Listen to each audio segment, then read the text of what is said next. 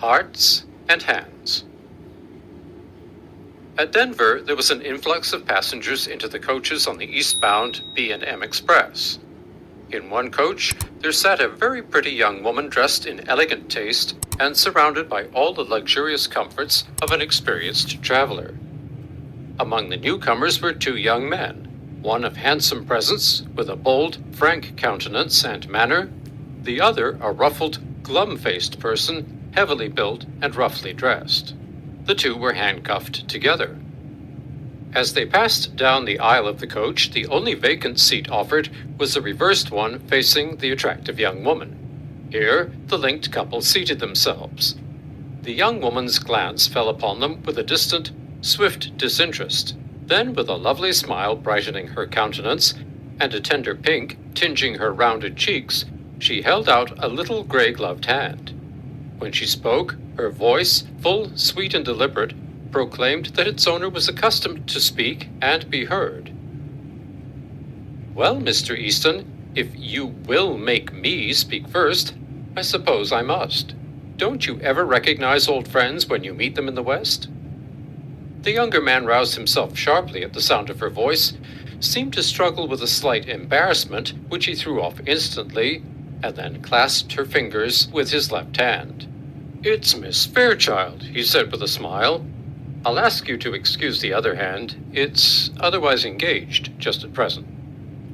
He slightly raised his right hand, bound at the wrist by the shining bracelet, to the left one of his companion. The glad look in the girl's eyes slowly changed to a bewildered horror. The glow faded from her cheeks. Her lips parted in a vague, relaxing distress. Easton, with a little laugh as if amused, was about to speak again when the other forestalled him. The glum-faced man had been watching the girl's countenance with veiled glances from his keen, shrewd eyes. "You'll excuse me for speaking, miss, but I see you're acquainted with the marshal here. If you'll ask him to speak a word for me when we get to the pen, he'll do it, and it'll make things easier for me there. He's taking me to Leavenworth Prison. It's 7 years for counterfeiting." "Oh," said the girl with a deep breath and returning color. "So that is what you are doing out here? A marshal?" "My dear Miss Fairchild," said Easton calmly, "I had to do something. Money has a way of taking wings unto itself, and you know it takes money to keep step with our crowd in Washington. I saw this opening in the West, and, well, a marshalship isn't quite as high a position as that of ambassador, but—" "The ambassador," said the girl warmly, "doesn't call anymore. He needn't ever have done so. You ought to know that. And so now you are one of these dashing Western heroes, and you ride and shoot and go into all kinds of dangers. That's different from the Washington life. You've been missed from the old crowd." The girl's eyes, fascinated, went back, widening a little, to rest upon the glittering handcuffs. "Don't you worry about them, miss," said the other man. "All marshals handcuff themselves to their prisoners to keep them from getting away.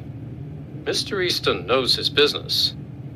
"Will we see you again soon in Washington?" asked the girl.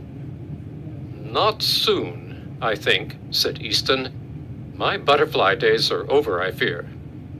"I love the West," said the girl irrelevantly. Her eyes were shining softly. She looked away out the car window. She began to speak truly and simply, without the gloss of style and manner.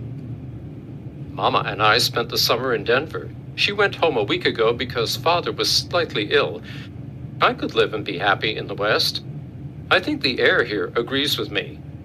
Money isn't everything, but people always misunderstand things and remain stupid." "Say, Mr. Marshall," growled the glum-faced man, "this isn't quite fair. I'm needing a drink, and I haven't had a smoke all day. Haven't you talked long enough? Take me in the smoker now, won't you? I'm half dead for a pipe." The bound travelers rose to their feet, Easton with the same slow smile on his face. "I can't deny a petition for tobacco," he said lightly. "It's the one friend of the unfortunate. Goodbye, Miss Fairchild. Duty calls, you know." He held out his hand for a farewell. "It's too bad you are not going east," she said, reclothing herself with manner and style.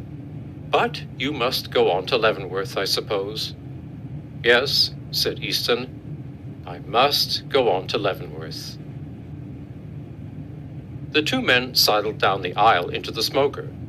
Two passengers in a seat nearby had heard most of the conversation. Said one of them, "That Marshall's a good sort of chap. Some of these Western fellows are all right." "Pretty young to hold an office like that, isn't he?" asked the other. "Young?" exclaimed the first speaker. "Why? Oh, didn't you catch on? Say, did you ever know an officer to handcuff a prisoner to his right hand?"